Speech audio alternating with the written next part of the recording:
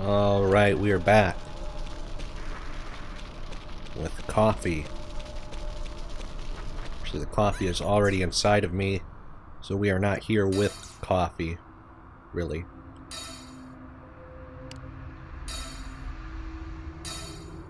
No, these are all fully upgraded, I think. No new gear. I don't... What is cross healing? Do I want that? Odds down. Can I, if I put this in, can I just re-roll it? Oh, it's malignant DNA. So I can just roll it and cancel it? How do I get rid of the, I guess it's no good. Should I just throw it out? Yeah. Just chuck that. What is cross healing? No. Crossfire participants may have their life recovered. Oh! They might not die. That would be useful. Let's put it here. Great. I don't really want that restocking thing. I want... Why are they green? Oh yeah, good. Great. That's exactly what I want, I think.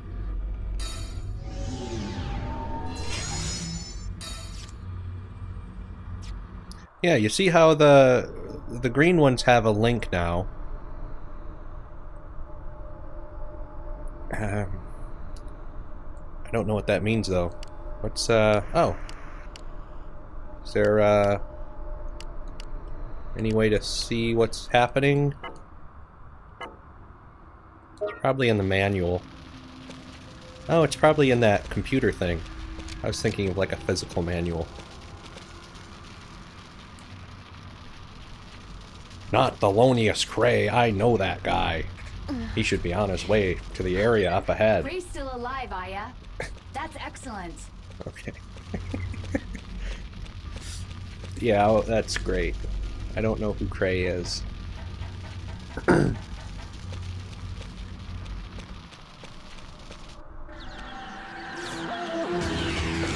ready for a long one. A long run.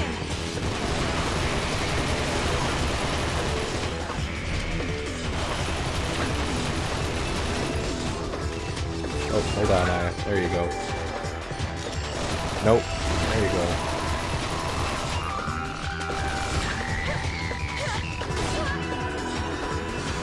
Good job dodging into those walls. Trying to itch my neck. You bastard.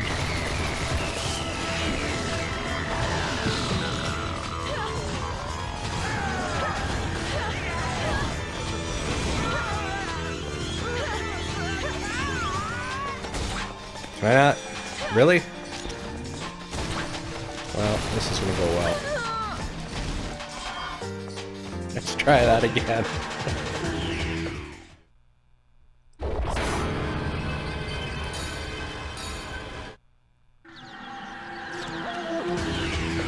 Get ready for a long one. Focus on the target.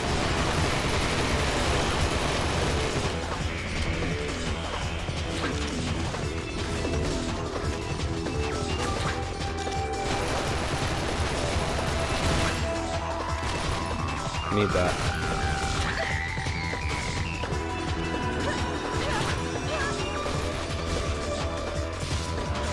There we go.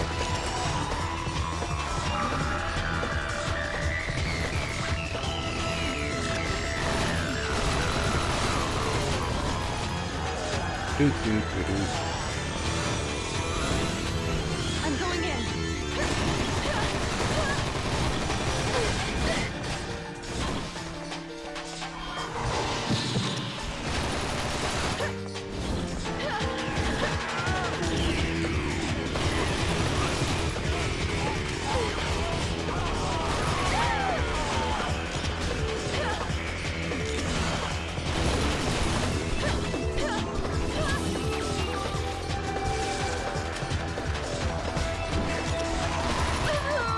Ouch.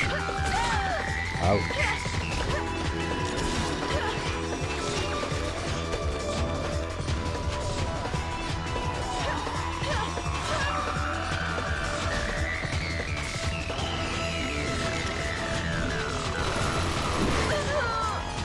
It's very difficult to change my target while aiming. So I have to take my... either take my thumb off of the movement stick or try to wedge my index finger in on the directional pad.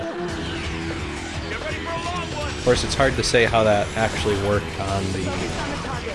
PSP.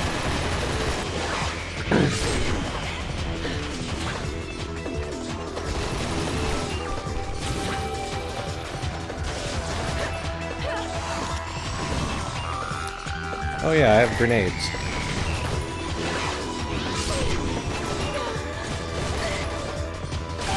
Not yet.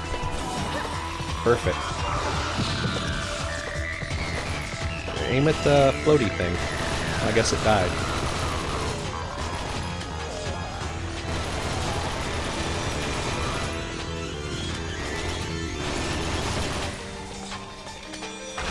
Fair enough.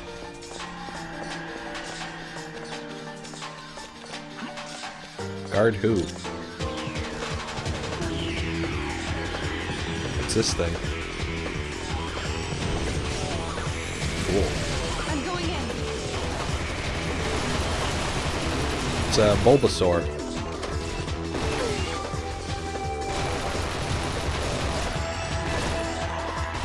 Oh, they home.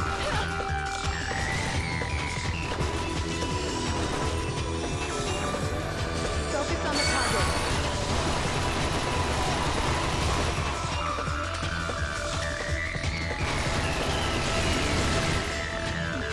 Oh yeah, there you go. Oh. I was hoping the barrier would barrier me.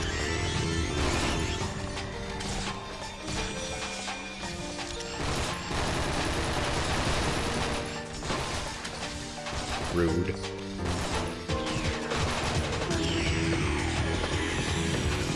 I'm going in. Ah yeah. Not yet.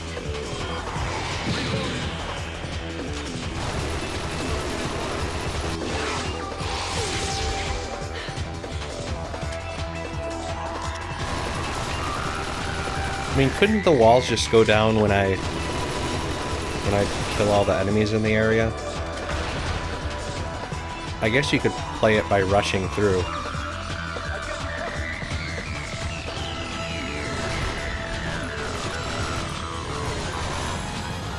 Focus on the target.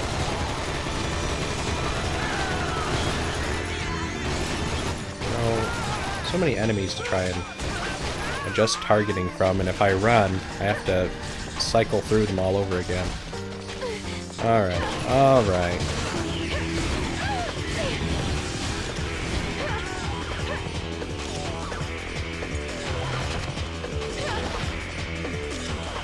Ah, yeah. Oh, I guess I have to wait for him to...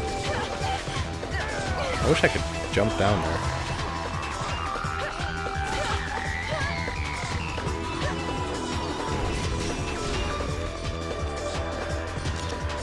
Oh lord, not another one of you.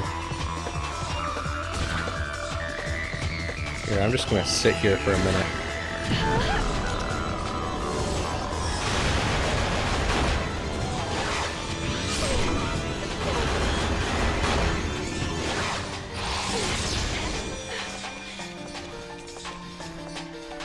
Finally got some of that rare DNA I've been after.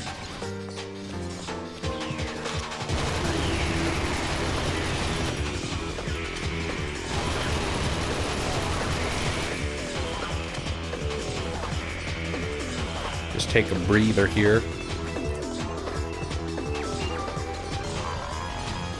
I guess these clothes do tatter like the others. Maybe they untatter during cutscenes or something? Or chapter... No, it didn't last time we had a new chapter.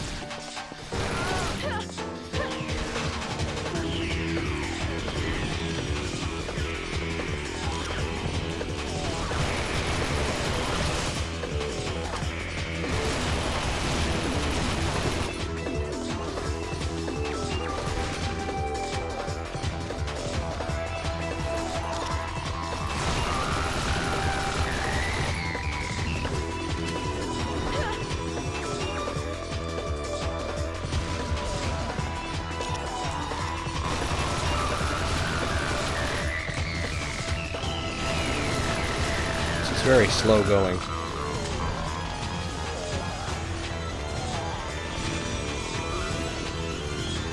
Oh, is that not my upgraded one? Can't tell from the image. Yeah, I don't know.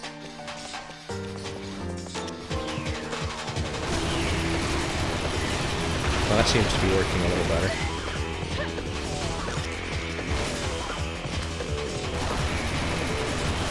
On your six. What a lifesaver! We can use the satellite cannon. Probably should have used that a long time ago, friend. Someone using an aiming device. Use the satellite as a weapon to shoot lasers. Okay. Hold on, I need to equip your aiming device. Okay, I'm aiming. I have an aiming device. Are you referring to a different kind of aiming device? Hold on. What else do we have? Is this an aiming device? Target and keep your aim steady. You can Ouch. take out all the enemies in range at once.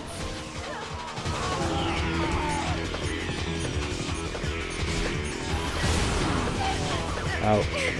Are you sure this is a better strategy? 'Cause everyone seems to be dead.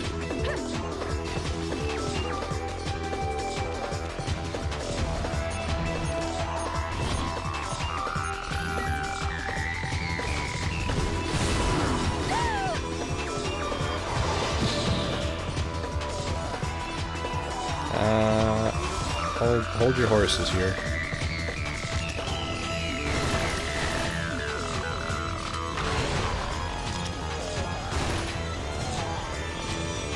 I target the other one.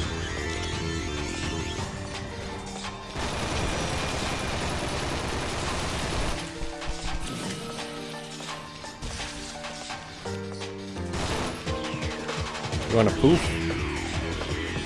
No, he doesn't want a poof.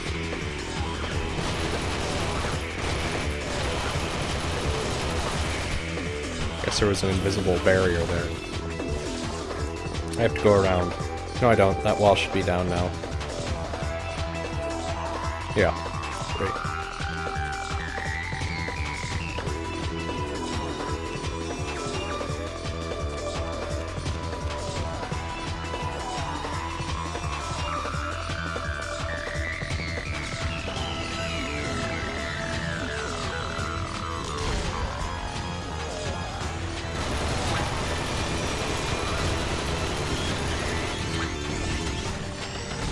What are you doing? Some CQC there? Not yet. Oh, not another Bulbasaur.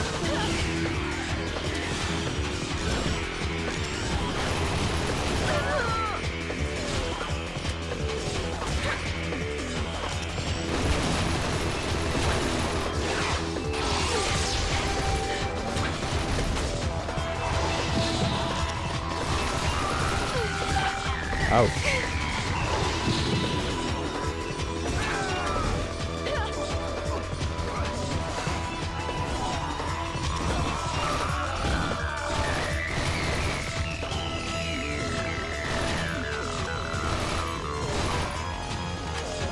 Well, let's wait around again, have ourselves another breather. Guess that's enough breath breathed.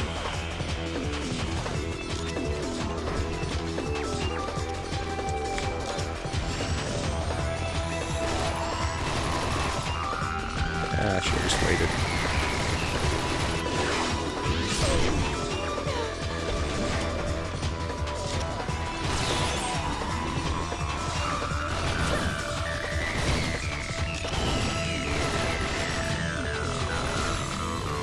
I'm going in.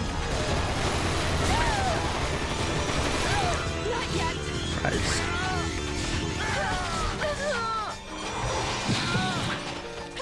This is not going well.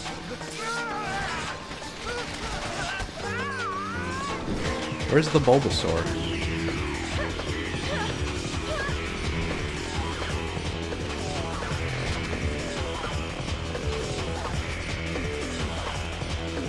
Oh, there he is.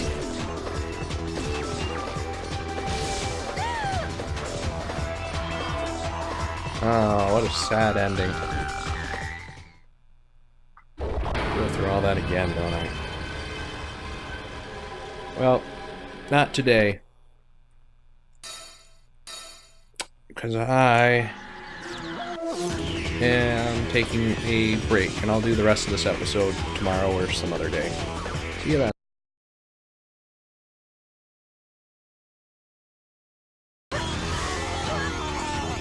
This is not going well. Ouch. We'll give it one... No, actually, I'm going to end it here. And we're going to play Kingsway. And if I so choose, I will come back to this and get a little further in the series. But, I mean, I'm not following the story at all, or the characters. It just kind of vomited it all on me at once, and gave me the option to look through the rest in the codex. But, for what it's worth, if you do want to play the game, either on the PSP or through the emulator, I can at least say that the emulator for the PSP is pretty good. PSPPP. Editing self, check me on how many P's it has. But I'd never used it before, and this was pretty simple. I'm actually, these last few episodes, I have been running a different game, which I wasn't aware of until I noticed its icon while starting this recording here for the second half, or the third quarter of this episode. And it's pretty darn efficient. It looks very good. It's got doing great upscaling here. Very impressive. I wish the PlayStation emulator were this easy to use and providing such great results at high efficiency. But it is what it is. This is going to be my last recording for today. Tomorrow I am going to start in on Kingsway.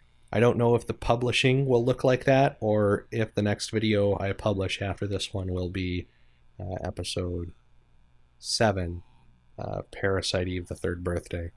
Hard to say, don't know, but either way, I'll see you next time. Bye. Nope, don't listen to him. This is the first PSP game we've played, so by contract, I do need to go over the history of the hardware. Before I go into the PSP history, though, I want to give a quick recap of my thoughts on the Parasite Eve franchise, because we spent a lot of time on it, though not so much this last one here. Just for the record, I did greatly enjoy the first Parasite Eve. I thought the first area of the second game was interesting, but that it kind of fell off from there, and the third game tried to bring back some of the interesting mechanics of the first game, and just wasn't a very competent execution, with the caveat, of course, being that I didn't play too much of the third, but it certainly didn't give me the impression that it was going in a fun and interesting direction. So, first off, what I really enjoyed about the first game was the attention to detail in the artwork. Especially the background art was always a joy to look at, even though it's low-res by modern standards, and they did... they put as much effort into the hidden areas just as much as the major set pieces. I really appreciated that. They obviously cared. There was also a great deal of tangential learning, which I always appreciate. I wound up on Wikipedia and elsewhere a good deal playing that. At least editing self did. And I like that the enemy design tried to make some sense. You know, the grotesque rat monsters came from the skeleton and flesh of a New York City rat, just rapidly outgrowing its skin. It makes sense, sort of. And then it kind of got thrown a bit out the window later when you had that kind of stay puffed human fluid man just rampaging around. That's fine. We also got to see an unusual take on certain aspects of New York City, what the developers, the designers, and artists thought it should look like, or maybe what they got when they visited, which is always interesting to see. The second game, though, did away with a lot of that, and I just couldn't deal with the tank controls. I don't really buy the difficulty means immersion argument, and I just want to see what ideas are in the game, not be struggling to execute its goofy controls. the second game did do all right in atmosphere. If you heard me crapping on the soundtrack in that playthrough, I did sit down and listen to the whole thing after ending my playthrough of the second game and backtracked on that opinion a good bit. It was also, the second game was also the only game to startle me outside of that cafe area in the what was it, Acropolis or Arcopolis? It's one of those two. So that was interesting. I was kind of surprised and fascinated by just how unable all of these games were in pulling off horror, and I don't judge them negatively for that. It doesn't itself make them bad games. It was just interesting, I guess, seeing them flailing, trying to do it. I touched a good deal on why I think the horror fell flat in the first game's playthrough, but I do want to point out that in every game we play as the hunter, which is, it's just kind of it's hard to do horror that way. You know, if something's horrible, if something's horrifying you, it's usually chasing after you, not the other way around, because it just makes more sense. It's more, you're not facing it head on most of the time. Some games have done that and they've pulled it off, but it's really difficult. And of course, the reason for being the chosen one was particularly bonkers. The one thing that could stand up against Eve. And I love that they throw it at you at the end of the game in that little police car scene as you're riding. You're riding to the pier or something. I don't remember, but they just kind of throw it out there. Oh yeah, you had that cornea implant or that cornea transplant. Remember? That tickled me. But it was bad in a fun way. I could tell that the developers, the designers and everyone, they really cared about what they were doing, and maybe they didn't quite know how to best fit all of the book's lore points into the game, but at least they put effort into the world building. And that's probably what hurt the third the most, because they committed one of the worst world building sins. And you see it pop up, not just in games, you see it in movies, you see it in books or whatever. But it's just dumping all of the characters onto us in a very short sequence toward the beginning of the whatever the media is. For example, I still don't know who Cray is. No clue. I don't remember him existing earlier in the game. I don't remember any of the other characters' names. There's the mean guy who's mean. There's the creepy guy who's creepy but not as mean as the mean guy, and he's old. And then there's the metrosexual fellow. I don't know if that's offensive or not, but I don't mean it offensively, so for whatever that's worth. And really only the only names I remember are Aya and Gabrielle, and obviously the Megal family, Long Megal. Pivotal central character to the game. But then if I did want to know about all these cardboard characters, here's a codex, and you can't do that, or at least I'm not going to bother playing it. You can't just shortcut out of world building like that and then expect me to care when they start dropping all these names. But enough of all that. Let's get on to the PSP, which was promised. So the PlayStation Portable, typically referred to as the PSP, was released in late 2004 for Japan and 2005 for the rest of us. I think it was March-ish for the US and around September for Europe and elsewhere. So about a half year after we had access to the Nintendo DS. Its resolution was a bit over a third of 480p, which was significantly more than the DS and 3 times more than the Game Boy Advance. It featured an almost normal aspect ratio, with 30:7 coming very close to 16:9, and it was able to output 16:9 or 4:3 when you connected it to a TV. Why would you do that? I don't know, but you could. To each their own, whatever.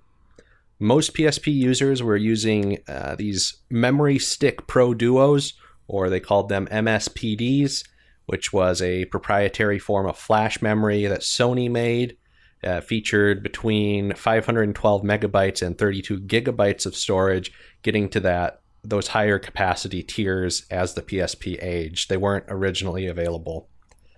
On top of their proprietary flash storage, the PSP also used a proprietary physically small optical disc format called the Universal Media Disc, or UMD, with the dual layer form of that disc holding a bit under 2 gigabytes, though I should note that most PSP games kept their size under 900 megabytes, which allowed them to use the cheaper single layer UMD discs. The Third Birthday is one of the few which didn't, and that came in around 1.1 gigabytes. For whatever that's worth.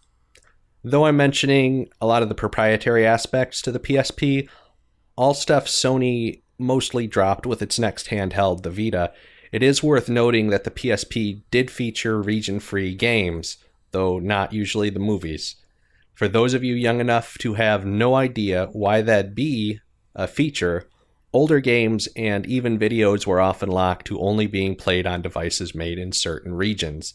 So if the PSP weren't region-free and you moved from, say, Canada to Australia, you'd have found your device would be unable to work with the games sold in retail there, which kind of sucks because then you'd need to buy a new device. And I think you'd have a hard time selling your own device there that doesn't work with any of the local media. Sony put a lot of impressive work into their little machine. For example, it's worth noting the PSP supported playback encoded, or video encoded in H.264, which was fairly new at the time, and it was just a huge improvement over the previous encoding techniques, which allowed high-quality video to be played without costing too much in the way of storage. And Sony was rewarded for this with a healthy video market, both from their digital store as well as physical sales of video media on their UMD format. I'm going to also note that YouTube, currently, as I'm recording this, is only just now moving away from H.264. So, I mean, it was a big thing, widely adopted. H.265 came out a few years ago. Hasn't really been adopted because their licensing fees are nutty, but that's all way in the weeds. Not going to focus on that. But they're only just now moving to AV1. So 264, huge improvement, got a lot of mileage. They also reached beyond games by partnering with Skype for VoIP. They included a tabbed web browser. And they partnered with companies like Rebellion and Marvel to bring on a healthy digital comics selection, along with a roughly 5-hour runtime playing games or movies and a removable battery. If you wanted to stuff a portable console into your carry-on, it made a pretty compelling case. Similar, but unfortunately not as successful as the PS2's implementation, the PSP was able to play some original PlayStation games via emulation. Not featuring a full-size disc reader, obviously it couldn't play PS1 games like the PS2 did, but you were able to download some re-releases if you so chose. Including these PS1 re-releases, the PSP games library totaled roughly 2,000 games. Meanwhile, Nintendo's DS was fully backward compatible with its previous Game Boy Advance, and while its DSiWare storefront was active, it had a library totaling over 3,500 games, which is an interesting advantage of the GBA and DS both using cartridges, where Sony moved to optical discs. And to some extent, it does feel a bit deceitful to call it a PlayStation Portable, and then not have the library of a portable PlayStation. Just saying. They also decided to release this as an advertisement. Do they deserve to still be kicked for that more than 12 years after they initially put the billboards up? Yeah, probably. As far as commercial success and customer satisfaction go, I can give you the useless anecdote that 2 people I knew of having one carried them around everywhere. My friend who had one was glued to it, basically like most people are today to their cell phones. Oh, and I have charts. So the PSP was significantly more expensive than the DS, both at launch and beyond, and had weak sales both in the US and its home region against the DS. though it did do relatively well in places like Europe and Australia. Through its life, the PSP only managed to sell around half as many units as Nintendo did with their DS. Though given the DS is the second highest selling console in history, this certainly doesn't indicate the PSP was a commercial failure. The PSP is, after all, the third highest selling handheld device. That said, I did find this chart from Sony's 2009 annual report interesting, going over software sales. In 2009, keep in mind the PS2 was nearly a decade old, and at that time, Sony executives blamed lower PSP software sales on rampant piracy, which they tried to remedy with an aggressive firmware patch schedule, which tried weeding out some of the common ways hackers were using to run custom code. A strategy most video game console manufacturers adopted since, for better or worse. Though with that said, while the industry was considering some ways to shut homebrew down, they were simultaneously looking at ways of opening things up, with the PlayStation Store currently featuring well over 1,000 indie games. There's Microsoft Arcade offering a similar solution, and even Nintendo now on the Switch is starting to loosen its death.